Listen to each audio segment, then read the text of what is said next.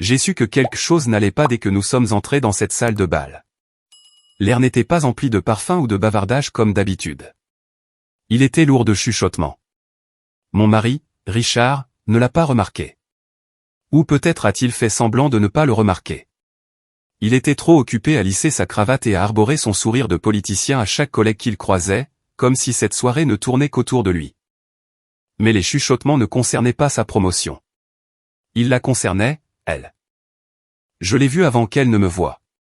De longues boucles blondes, une coupe de champagne suspendue à sa main manucurée, et ce genre de sourire qui me tordait l'estomac. Mais ce qui m'a pétrifié, ce n'était pas son sourire narquois. C'était la robe. Ma robe. Celle que je portais pour notre dîner du 7e anniversaire de mariage. Celle que Richard avait qualifiée d'inoubliable. Elle la portait maintenant dans cette salle de bal bondée comme un trophée. Mon cœur martelait mes côtes. Les gens nous regardaient, jetant des regards furtifs vers moi, puis vers Richard, puis de nouveau vers elle. Un murmure a parcouru la pièce comme une vague. Il a finalement remarqué le silence et a suivi mon regard. Son visage s'est vidé de toute couleur. « Clarisse » a-t-il murmuré, en me tirant par le coude. « Ne fais pas ça. » « Ne pas faire quoi ?» Les jeux interrompus, ma voix plus tranchante que je ne l'avais voulu. Des têtes se sont tournées, curieuses. La maîtresse, sûre de sa cruauté, s'est dirigée vers nous, chaque pas délibéré, ses talons claquant contre le sol en marbre. Quand elle nous a rejoints, elle m'a toisé de la tête aux pieds et a dit « Oh, quelle coïncidence !» Je ne savais pas que nous avions les mêmes goûts. Sa voix suintait le venin, et elle a levé le menton vers Richard comme si elle avait déjà gagné. La salle a eu un hoquet de surprise, même si je n'avais pas besoin de leur pitié. J'avais déjà décidé à ce moment-là que je ne serais pas l'épouse silencieuse et humiliée. Pas ce soir. J'ai forcé un sourire. Aucune coïncidence. Cette robe était à moi en premier. Mais je suppose que vous le saviez, n'est-ce pas? Elle a cligné des yeux, feignant l'innocence. Richard a bafouillé, ce n'est pas ce que tu crois. Je me suis tourné vers lui, assez fort pour que tout le monde entende. Alors elle est juste arrivée par hasard dans ma robe? Celle que tu as dit être inoubliable. Celle que tu as juré que personne d'autre ne me verrait jamais porter. Ma voix s'est brisée, non pas de faiblesse, mais de rage.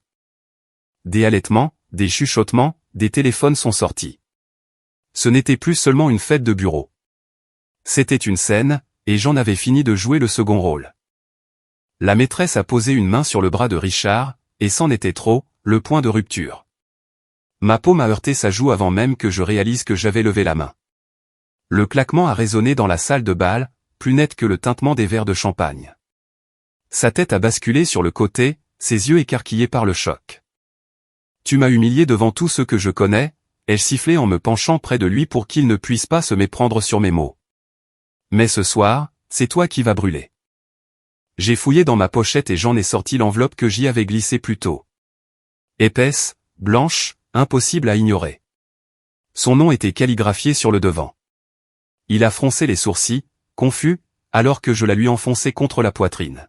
« Qu'est-ce que c'est » a-t-il balbutié. « Ouvre-la, ai-je dit, assez fort pour que la salle entende. Lis-la à voix haute si tu l'oses. » Ses mains tremblaient. Il ne l'a pas ouverte. Pas encore. Mais la couleur a quitté son visage. Il savait. Il savait exactement ce que c'était, la lettre de mon avocat. La preuve que je manœuvrais déjà en coulisses. La preuve que son petit empire n'était pas intouchable. La maîtresse a cligné des yeux, réalisant que ce n'était pas juste une dispute entre époux. Elle a retiré sa main de son bras, soudainement moins certaine. J'ai redressé les épaules, balayant la foule du regard.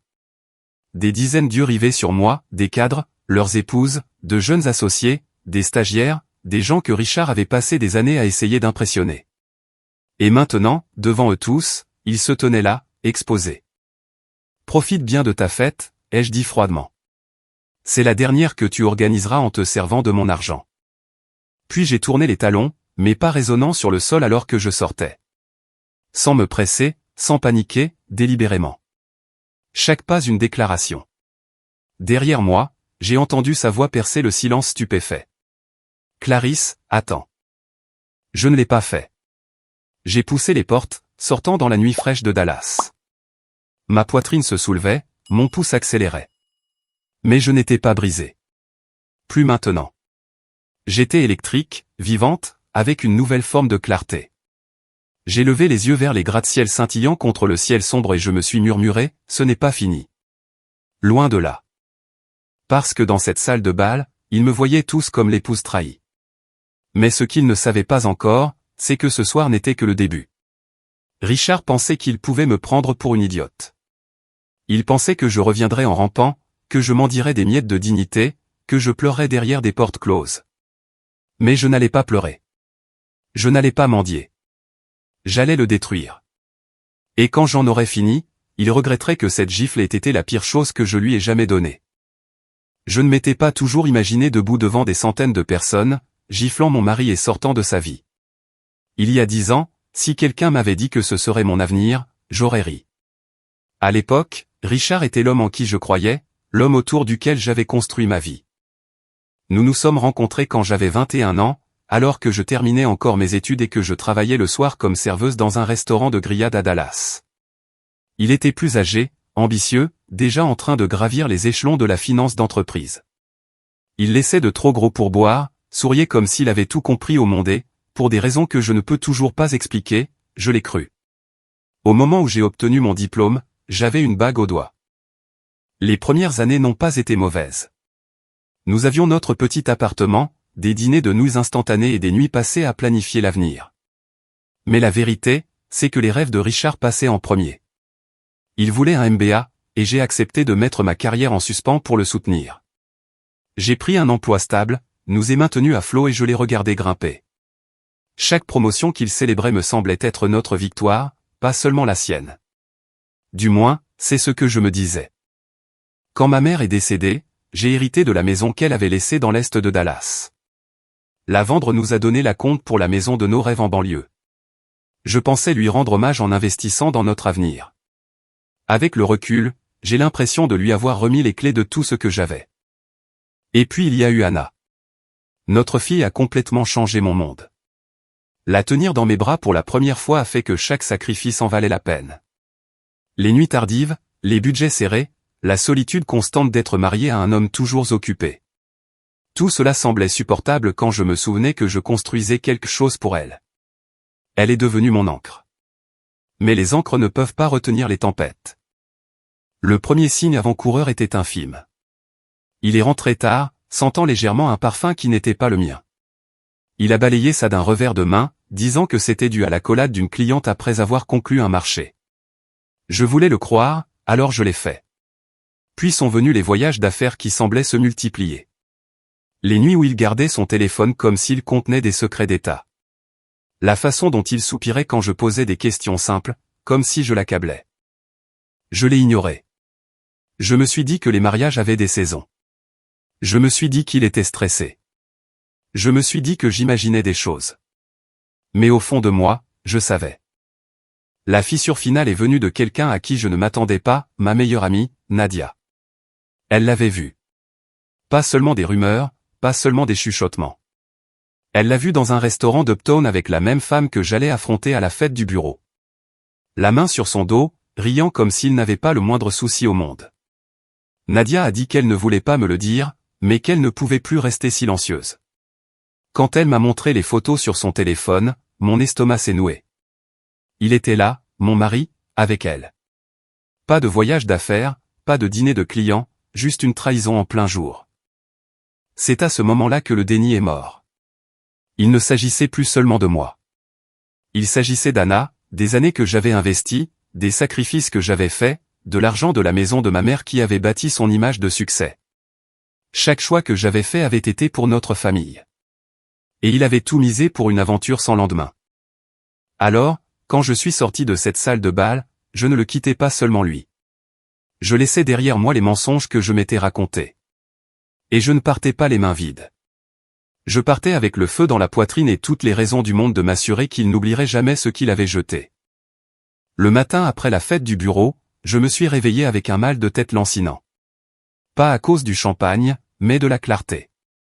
Pour la première fois depuis des années, je n'étais pas confuse.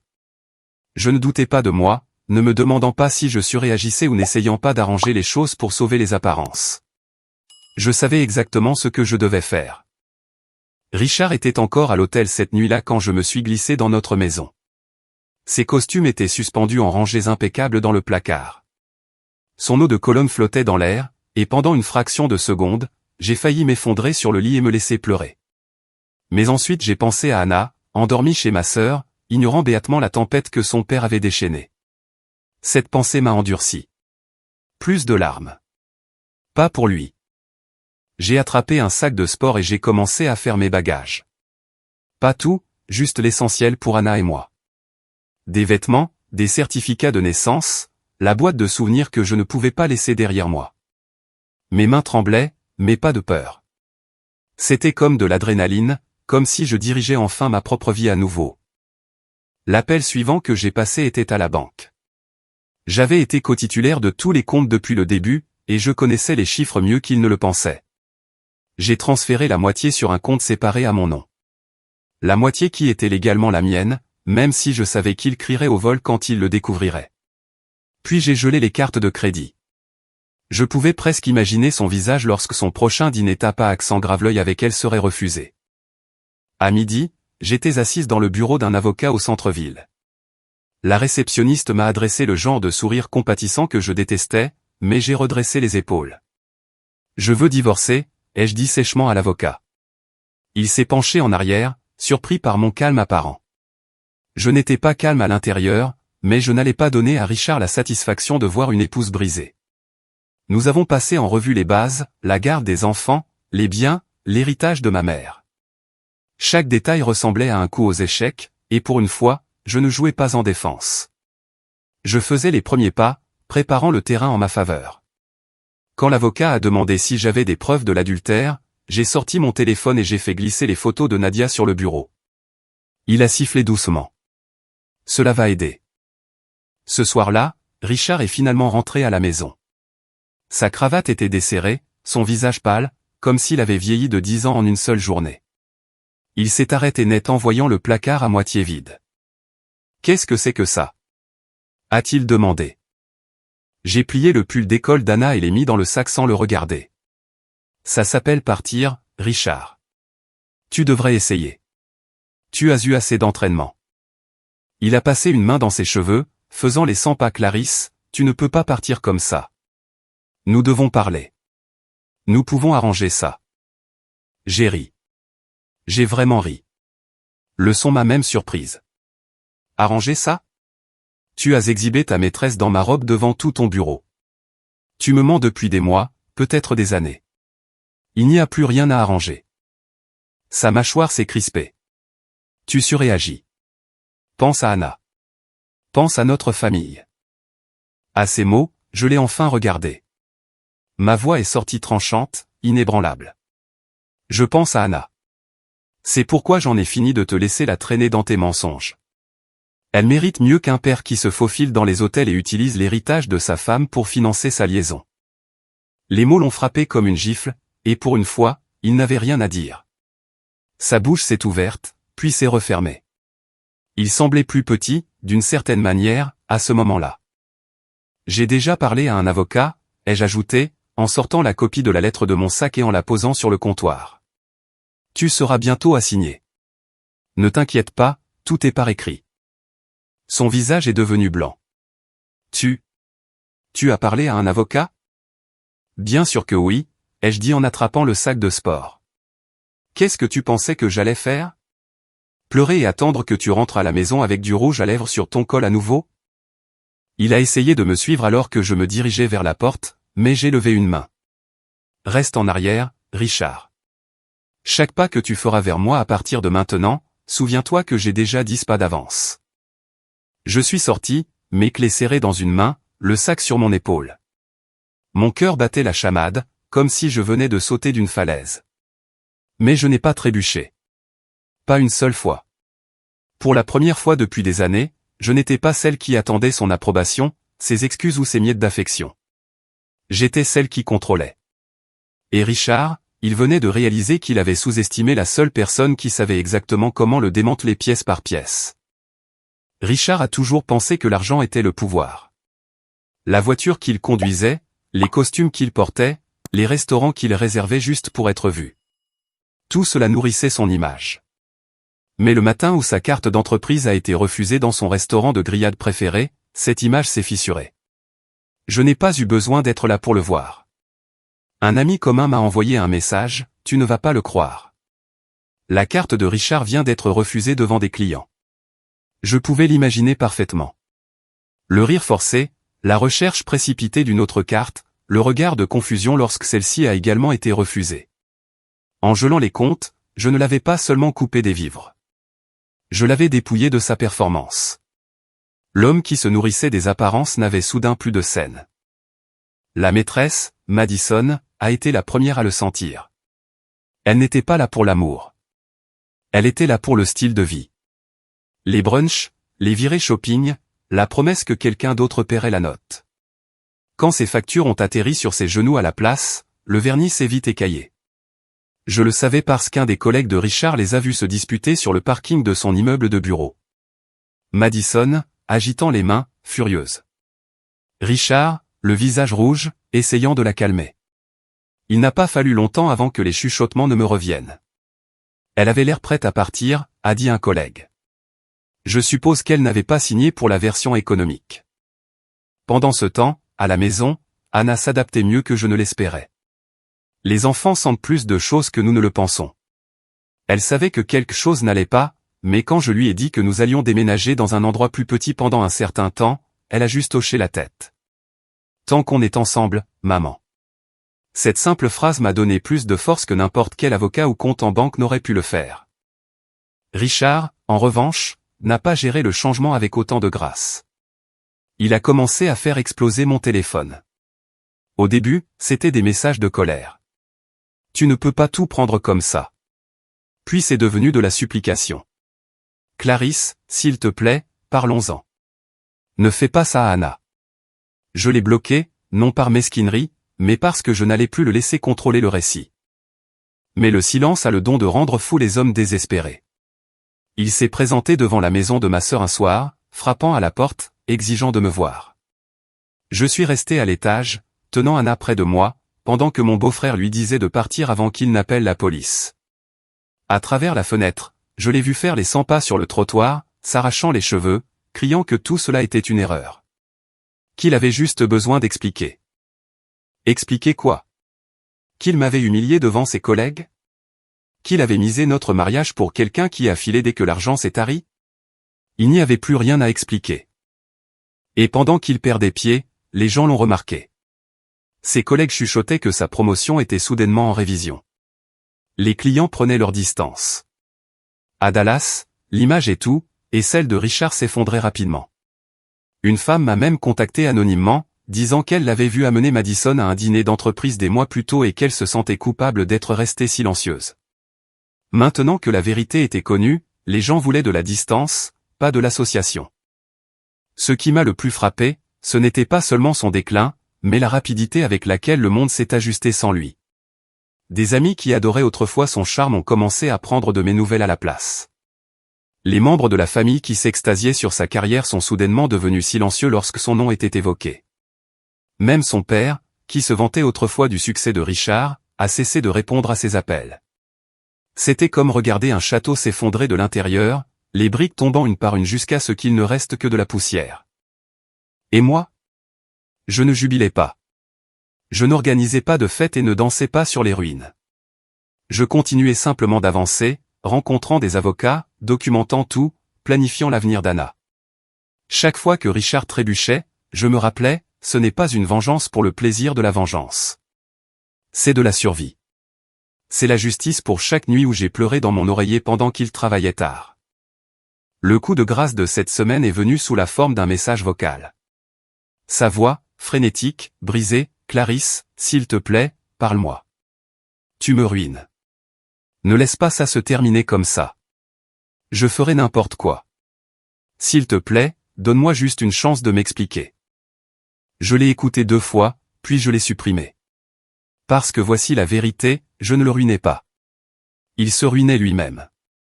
Tout ce que j'ai fait, c'est finalement sortir de l'ombre et laisser les projecteurs l'atteindre. Et quand ils l'ont fait, tout le monde a vu les fissures avec lesquelles je vivais depuis des années. Pour la première fois depuis longtemps, je me sentais stable. Je n'attendais pas la prochaine trahison, la prochaine excuse, les prochaines excuses enveloppées de promesses vides. J'avais fini d'attendre. Et Richard, il commençait tout juste à réaliser ce que c'était que d'être impuissant. C'est ma sœur qui m'a invité à dîner ce vendredi-là. Une soirée familiale tranquille. Elle a promis que ce serait juste elle, son mari, ma nièce et Anna. J'ai accepté parce que je voulais de la normalité. Je voulais qu'Anna rie avec sa cousine, qu'elle mange des spaghettis autour d'une table où l'amour vivait encore. Ce que je ne savais pas, c'est que Richard s'était invité. Nous étions à mi-chemin du repas lorsque la porte d'entrée s'est ouverte sans avertissement. Anna s'est figée en pleine bouchée, sa fourchette en suspens. Ma sœur m'a jeté un regard paniqué, mais avant que quiconque puisse réagir, Richard est entré comme s'il était encore à sa place. Il portait le même costume de créateur, mais il tombait différemment maintenant, fatigué, froissé comme lui. Et bien sûr, derrière lui se tenait Madison. Elle a eu le culot de sourire, retirant son manteau comme si elle venait d'arriver pour l'apéritif. La mâchoire de ma sœur est tombée. Mon beau-frère a marmonné quelque chose à voix basse que je ne répéterai pas devant Anna.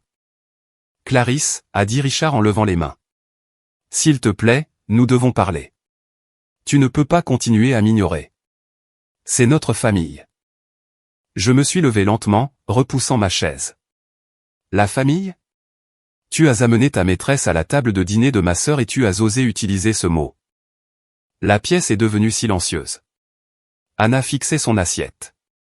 Ma sœur l'emmenait doucement dans la cuisine. Je ne les ai pas arrêtés.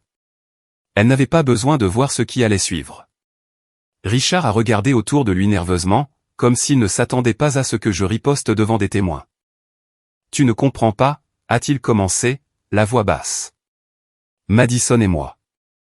Je l'ai interrompu avec un rire si sec qu'il ressemblait à du verre. Ne te donne pas la peine d'expliquer. Je sais déjà. Les reçus d'hôtel, les virements bancaires, les dépenses de fin de soirée sur la carte que j'ai gelée. Tu as laissé une trace écrite qui pourrait traverser tout Dallas. Le visage de Madison a perdu toute couleur. Quel reçu ? Lui a-t-elle sifflé. J'ai sorti mon téléphone et j'ai tapoté l'écran. Ceci. Une par une, des photos et des documents ont rempli l'air entre nous, des captures d'écran de messages, des copies de factures, même un selfie horodaté qu'il lui avait envoyé depuis un lit d'hôtel. Un qu'il avait oublié être synchronisé avec notre cloud partagé il y a des années. Richard s'est jeté en avant, sa main tendant vers mon téléphone. « Arrête ça » a-t-il lancé. Je l'ai retiré. « Qu'est-ce qui ne va pas ? Tu as peur que Madison voie l'autre femme que tu divertis à côté ?» Des halètements. Même Madison a reculé, ses yeux se plissant. « Tu m'as dit quelle était la seule chose qui se dressait sur notre chemin » a-t-elle craché. Richard s'est figé. Ses yeux passaient d'elle à moi, puis à mon beau-frère, qui a croisé les bras et bloqué l'entrée comme un garde. « Tu es un menteur » a dit Madison, sa voix montant. « Tu es pathétique. » Elle a attrapé son sac à main, tremblante de rage. « Je ne vais pas ruiner ma réputation pour ça. » Et juste comme ça, elle est sortie en trombe, claquant la porte si fort que les cadres des photos ont tremblé. Richard est resté là, seul, le silence plus lourd que la pierre. Il a ouvert la bouche, mais je l'ai devancé. « Tu voulais jouer au grand homme, Richard, exhiber ta conquête. Mais voici la vérité, tu n'es pas un prix. Tu es un avertissement. Et tout le monde dans cette pièce vient de voir ton masque tomber. » Ma sœur est réapparue, le visage rouge de colère. « Sors » lui a-t-elle lancé, avant que mon mari ne te traîne dehors. Richard m'a regardé, désespéré. « Clarisse, s'il te plaît, ne fais pas ça. Tu montes tout le monde contre moi. Juste arrête. » Je me suis approché, assez près pour qu'il ne puisse pas ignorer la finalité dans mes yeux. « Tu as fait tout ça tout seul. J'ai juste donné aux gens les preuves. » Il a secoué la tête, sa voix se brisant. « Tu ne peux pas m'humilier comme ça. Pas devant la famille. » C'est là que je lui ai donné la phrase qui allait se répandre. Celle que la voisine de ma sœur m'a répétée quelques jours plus tard. Celle que mon cousin a envoyée par message après l'avoir entendue par le bouche à oreille. Tu t'es humilié tout seul, Richard. J'ai juste allumé la lumière pour que tout le monde puisse le voir. La pièce est redevenue silencieuse, mes mots résonnant comme un coup de marteau. Mon beau-frère s'est finalement écarté, sa main sur la porte. Dehors. Richard est resté un instant, les épaules affaissées, ses yeux parcourant la pièce comme un homme cherchant une issue à sa propre vie. Puis, sans un autre mot, il est sorti. J'ai expiré, mes mains tremblantes. Ma sœur s'est précipitée vers moi, m'enlaçant si fort que j'ai failli m'effondrer dans ses bras. « Tu as été brillante » a-t-elle murmuré. Mais ce n'était pas de la brillance. C'était de la survie. Et ce n'était que le deuxième acte. Richard n'a jamais été du genre à admettre sa défaite. Perdre la face était sa plus grande peur. Et après le fiasco chez ma sœur, il cherchait désespérément à reprendre le contrôle. J'aurais dû m'y attendre. La manipulation, les mensonges, la tentative pathétique de se faire passer pour la victime. Ça a commencé en ligne. 3 jours après la confrontation, son fil d'actualité LinkedIn s'est illuminé d'une longue publication pleine d'apitoiement. Il a écrit sur des luttes personnelles et une trahison au sein de son propre foyer, se dépeignant comme un mari travailleur pris au dépourvu par une épouse rancunière. Il n'a pas mentionné Madison par son nom, bien sûr, mais il s'est assuré de me présenter comme l'instable, la femme qui s'est déchaînée et a répandu des mensonges. Pendant quelques heures, ça a presque fonctionné. Certains collègues ont commenté avec sympathie. D'autres ont offert des prières. Quelques-uns m'ont même envoyé des messages privés pour me demander si j'allais bien. C'était sa première erreur. Il a sous-estimé le nombre de personnes qui connaissaient déjà la vérité, car en 24 heures, des captures d'écran ont commencé à fuiter. Les mêmes collègues qui avaient été témoins de Madison dans ma robe à la fête du bureau n'allaient pas le laisser réécrire l'histoire. Quelqu'un a posté une photo dans les commentaires, Richard et Madison ensemble à un apéritif d'entreprise, sa main bien trop bas sur son dos. Un autre a posté des captures d'écran de messages qu'il avait accidentellement envoyés au mauvais contact, se vantant d'avoir enfin fait un meilleur échange. La digue a cédé. Et puis est venu le hashtag « Lumière sur Richard ». Ça a commencé modestement. Un collègue plaisantant sur ma phrase au dîner. « Tu t'es humilié tout seul, Richard. J'ai juste allumé la lumière. » Quelqu'un l'a tweeté. Un autre l'a republié avec des émoticônes de rire. En un jour, ça s'est répandu comme une traînée de poudre.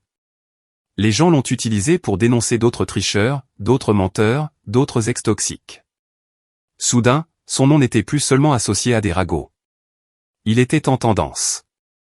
Richard a paniqué. Il m'a appelé au milieu de la nuit depuis un numéro masqué. « Clarisse, s'il te plaît, retire ça. Tu ne sais pas ce que tu as fait. Ils sont en train de me détruire. » J'ai raccroché sans un mot. Il voulait que je nettoie ses dégâts. Ça n'arriverait plus jamais. Ensuite, il a essayé les médias. Un blog de style de vie locale a publié une interview où il se présentait comme un homme assiégé par les rumeurs. Il a parlé de la difficulté d'être un soutien de famille, de la façon dont les femmes ne comprenaient pas la pression de la vie d'entreprise à haut niveau. La section des commentaires l'a déchiqueté. Les gens ne le croyaient plus parce que j'avais les preuves. Je n'ai même pas eu besoin de les divulguer moi-même. Quelqu'un au cabinet d'avocats avait la langue bien pendue. Et soudain, des relevés bancaires et des factures d'hôtel circulaient en ligne. Ces notes de frais remplies de dîners, de séjours à l'hôtel, et même de bijoux, le tout sur le budget de l'entreprise. Il ne s'agissait plus seulement d'infidélité. Maintenant, cela ressemblait à de la fraude d'entreprise. Son entreprise n'avait pas le choix. À la fin de la semaine, il a été mis en congé administratif en attendant une enquête interne. Traduction, ils voulaient prendre leur distance pendant qu'ils déterminaient l'ampleur de ses problèmes. Et Madison ? Elle a disparu, a supprimé ses réseaux sociaux, a cessé de se présenter au bureau, a cessé de répondre à ses appels.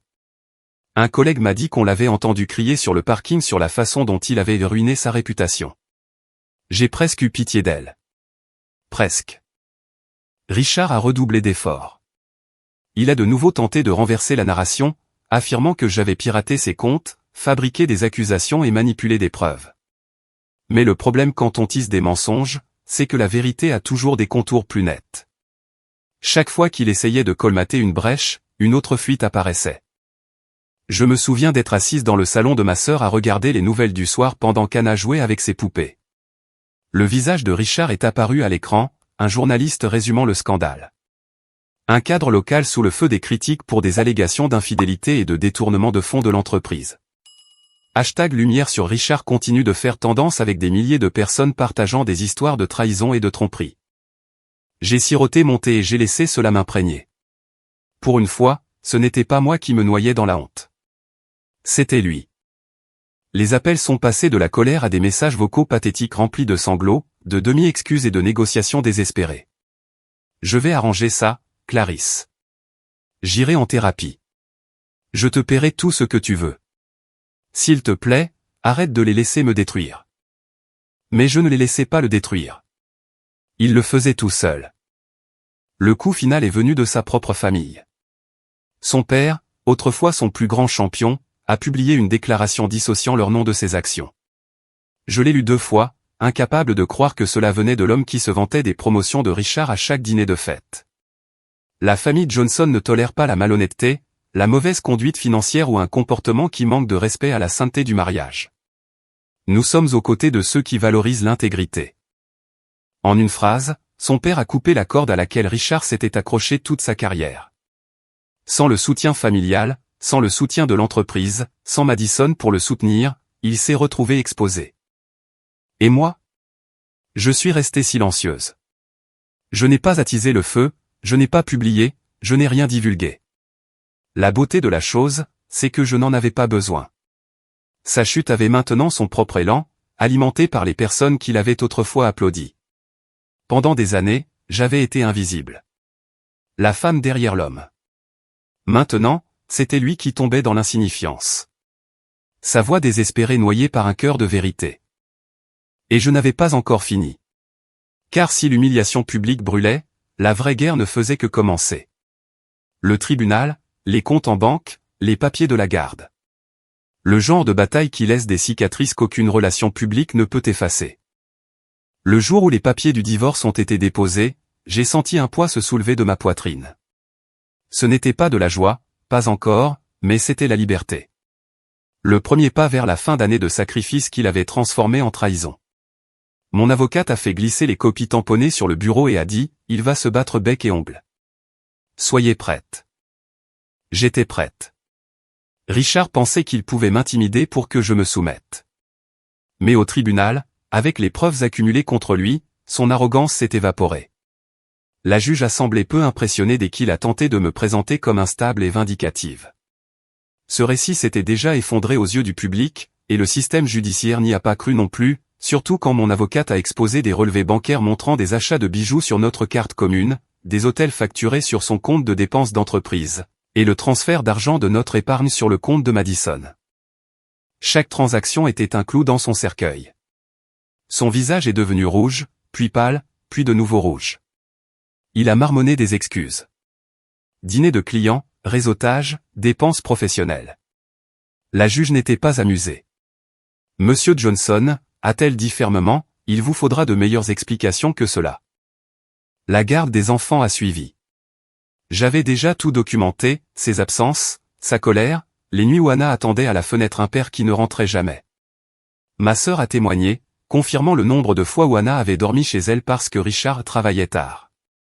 Mon avocate n'a pas eu besoin d'enjoliver quoi que ce soit. La vérité était suffisamment accablante. Quand le marteau est tombé, la garde m'a été confiée. Garde physique exclusive, autorité parentale partagée. Le droit de visite de Richard était structuré, la manière polie de dire supervisée jusqu'à ce qu'il prouve sa stabilité. J'ai surpris une lueur de panique dans ses yeux. Il ne s'attendait pas à perdre sa fille. C'était la seule carte qu'il pensait que je ne lui prendrais jamais. Et puis est venu l'argent. La moitié de nos biens m'appartenait de droit, mais l'héritage de ma mère que j'avais investi était protégé. Richard a tenté de faire valoir qu'il s'agissait de fonds confondus, mais mon avocate l'a interrompu avec des documents montrant que les fonds étaient directement traçables. Cette maison de l'Est de Dallas, celle que j'avais vendue pour financer la maison de nos rêves, était intouchable. La mienne. Le tribunal a gelé ce qui restait de ses comptes en attendant l'enquête sur le détournement de fonds de l'entreprise. Soudain, l'homme qui vivait pour les costumes sur mesure et les restaurants 5 étoiles payait des avocats avec de l'argent emprunté. La maîtresse qui pensait avoir fait une bonne affaire? Elle était partie depuis longtemps, le laissant payer les pots cassés de son propre empire en ruine. La nouvelle des retombées judiciaires s'est répandue rapidement. Son père m'a appelé après, pas lui. Clarisse, a-t-il dit calmement. Je suis désolé. Tu méritais mieux. Anna méritait mieux. Je n'ai pas pleuré. Je ne l'ai pas remercié. J'ai juste dit, je sais, et j'ai raccroché. Plus tard, j'ai appris par un cousin que le père de Richard lui avait coupé les vivres. Plus d'accès au trust familial. Plus de présentations professionnelles. Le nom Johnson, autrefois son filet de sécurité, lui fermait maintenant ses portes. Même son frère, celui qui s'était porté garant de lui au travail, m'a envoyé un message disant « Il l'a bien cherché. Ne te sens pas coupable. » Coupable? Je ne l'étais pas. Plus maintenant. Richard a tenté un dernier coup, déposant des requêtes pour retarder la procédure, espérant me coincer dans un règlement. Mais chaque fois qu'il essayait, mon avocate était là avec des contre-arguments solides. Des mois de préparation de ma part, sauvegardant des courriels, documentant des appels, suivant les dépenses, tout cela a porté ses fruits. La juge s'est impatientée avec lui. Monsieur Johnson, faire traîner les choses ne fera qu'augmenter vos frais. Mon conseil, acceptez les conséquences de vos actes. À la fin, Richard n'était pas seulement humilié. Il était démantelé. La maison vendue, ma part virée directement sur mon compte, sa part dévorée par les frais de justice et les dettes. La voiture saisie lorsqu'il a manqué des paiements. L'entreprise a résilié son contrat discrètement, citant des préoccupations éthiques. Au moment où tout était terminé, Richard vivait dans une location meublée près d'une autoroute, dépouillé de l'image à laquelle il s'était si fermement accroché. Plus de costumes sur mesure, plus de restaurants de luxe, plus de projecteurs, juste un homme en chute libre face aux décombres de sa propre création. Et moi? Je ne célébrais pas avec du champagne ni ne dansais sur des tombes. Je mettais Anna au lit le soir, construisant un foyer stable, reprenant lentement la vie qu'il m'avait vidée pièce par pièce. Les chuchotements à Dallas ont changé. Ce n'était plus aux pauvres Clarisse. C'était maintenant, elle s'est défendue. Elle a gagné. Mon nom n'était plus lié à son scandale. Il était lié à la résilience, à la survie.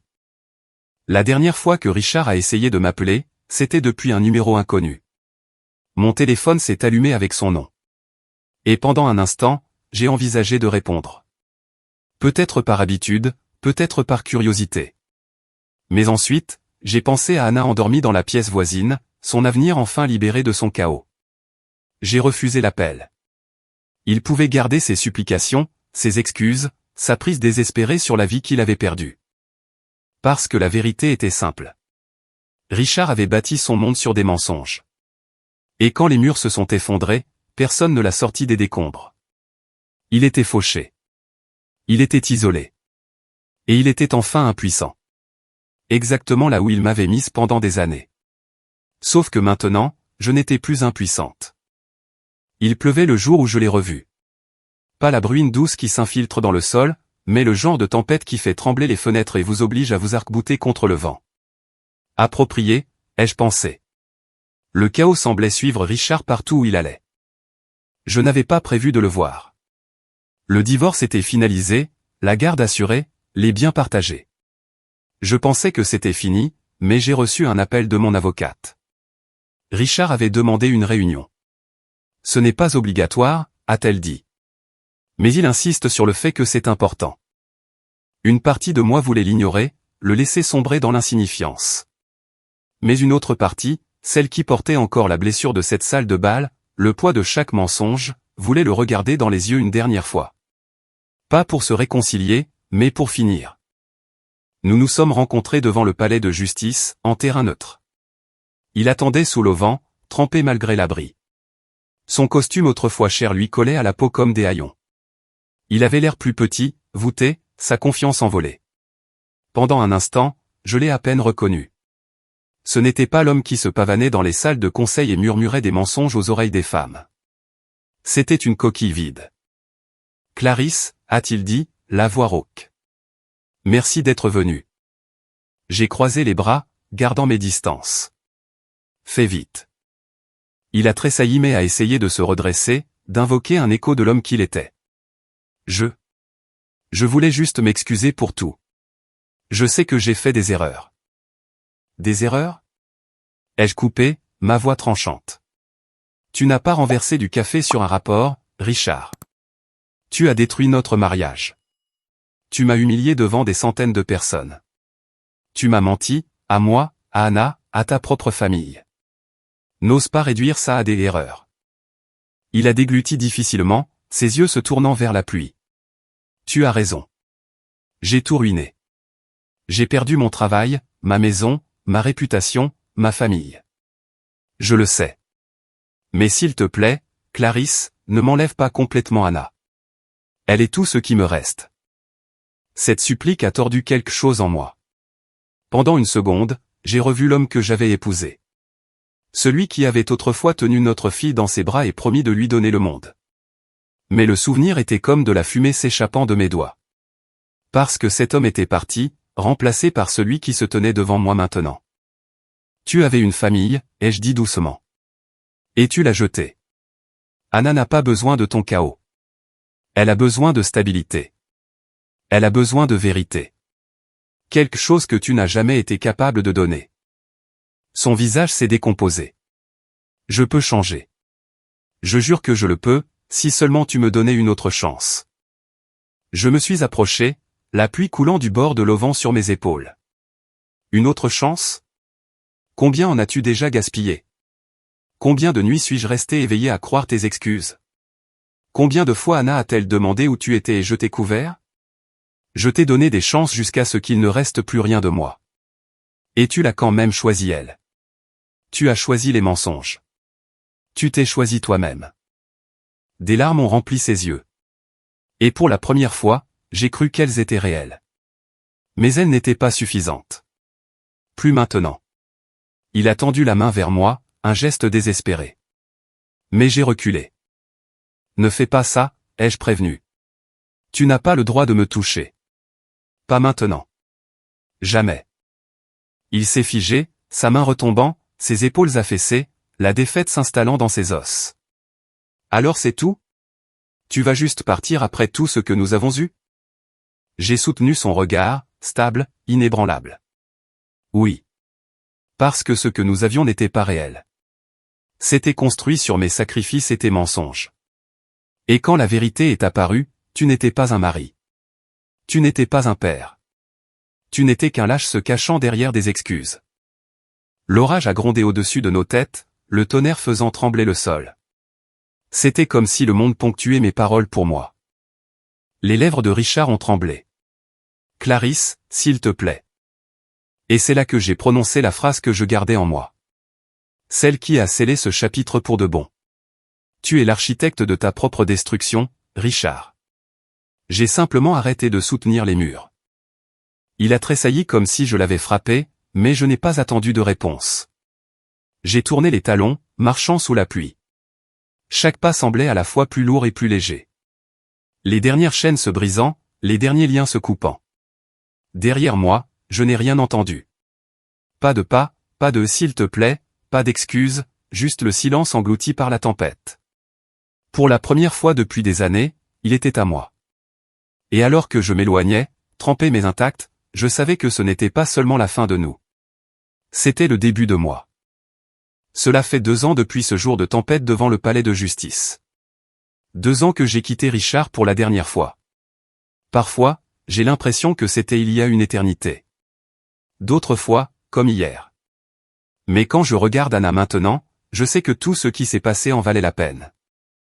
Elle a 9 ans, elle est plus grande, plus forte, plus vive que jamais. Elle ne demande plus où est son père. Elle en sait assez.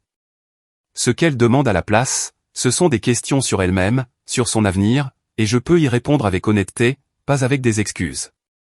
Quand elle a gagné son premier concours d'orthographe au printemps dernier, j'étais assise au premier rang et je l'ai regardée rayonner de fierté, sa confiance inébranlée par l'ombre de son absence. Elle s'épanouit, et c'est tout ce que j'ai toujours voulu. Quant à moi, je me suis reconstruite morceau par morceau. J'ai recommencé à travailler, j'ai commencé petit, puis j'ai grandi. Ce qui ressemblait autrefois à un recommencement est devenu un nouveau départ. J'ai acheté une maison modeste non loin de ma sœur. Je l'ai remplie de couleurs, de rires, du genre de paix que je n'avais pas ressenti depuis des années. La nuit, quand je mets Anna au lit, je ne reste plus éveillé à me demander où est Richard. Je dors. Je rêve. Et quand je me réveille, c'est pour une vie qui me semble à nouveau mienne. J'entends encore des choses sur lui parfois. Dallas est une petite ville. Je sais qu'il a perdu sa location et a déménagé dans un appartement d'une chambre près du centre-ville. Je sais que l'entreprise ne l'a jamais repris. Je sais que Madison a épousé quelqu'un d'autre en moins d'1 an. La dernière fois que j'ai entendu son nom, c'était d'une voix basse, un collègue chuchotant à quel point Richard Johnson était tombé bas. Mais je ne m'attarde pas sur lui. Plus maintenant. Son histoire est son fardeau, pas le mien. Ce que je porte maintenant, ce n'est pas l'amertume, mais la clarté. La trahison a failli me briser, mais elle a aussi consumé les illusions auxquelles je m'étais accroché trop longtemps. Elle m'a forcé à affronter la vérité, je n'ai jamais été impuissante. Je n'ai jamais été sans voix. J'attendais seulement la permission de me relever. Et au moment où j'ai arrêté d'attendre, tout a changé. Parfois, Anna me demande pourquoi je souris quand il pleut. Je lui dis que c'est parce que les tempêtes ne me font plus peur. J'en ai traversé une et j'en suis sorti plus forte de l'autre côté. Et c'est la vraie fin. Pas sa chute, pas les ragots, pas même la victoire au tribunal. La vraie fin, c'est la liberté. Celle qui vient quand on voit enfin la trahison, non pas comme la chose qui vous a ruiné, mais comme le feu qui vous a libéré. Merci beaucoup d'avoir regardé mon histoire. Si elle a résonné en vous, j'adorerais lire vos pensées ou même vos propres expériences dans les commentaires. N'oubliez pas de vous abonner et de donner un j'aime à cette vidéo. Cela aide vraiment à soutenir la chaîne.